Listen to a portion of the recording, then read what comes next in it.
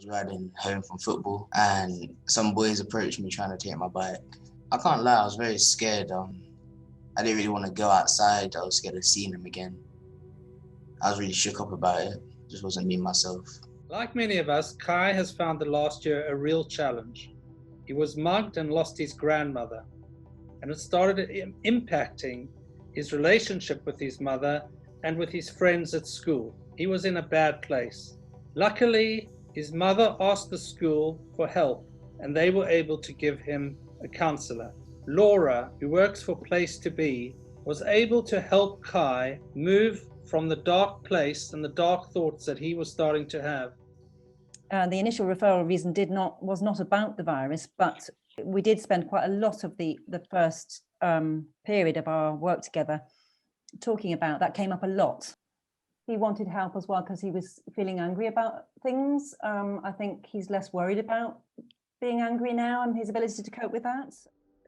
Today, the Evening Standard launches Young London SOS, a new campaign partnering with Place to Be to tackle the unfolding mental health crisis among young people in the wake of the pandemic.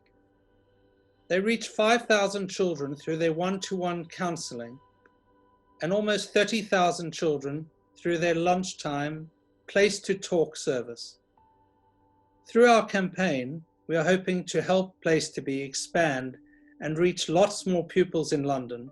We will be able to put our mental health support teams into the schools to work directly with children and young people, to work with the staff in the school who play such an important role when we think about that whole school approach, to support staff and equip them with the skills to then to guide and support children. We will also be able to support parents who, again, when we equip parents with the skills, that really can make such a difference for children as a whole. So we make a difference for over 80% of the children with the greatest level of need in their mental health. We have spoken to head teachers who have Place to Be and who have told us about the impact of their service. Teachers have got a huge workload and are neither therapists or professionals in mental health. So to have them supporting struggling children as well as parents and staff is invaluable. It raises the profile of mental health across the whole school and has upskilled our understanding of mental health. They provide a school project manager who coordinates 3 counsellors who see 12 vulnerable children over the course of a week. And they have one-to-one sessions that last around 9 months.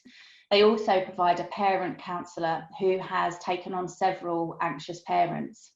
How would we manage without Place to Be? I'd be crying in a corner. It's a non-negotiable. Every school needs them. In addition to headmasters, students, teachers, and experts, we've been speaking to Place to Be counsellors and school project managers. We asked Lorraine, who works at a school in East London with over 2,000 children, why she got into this work in the first place and how she thinks she can help. My mum died when I was 13, so I know from the inside out what it's like to go through something as a teenager and need support. I do it because for every young person who tells me that they're in pain and that they don't want to be alive anymore, I can see the brilliance and the light that is within them, and I hope that I can help them see that light.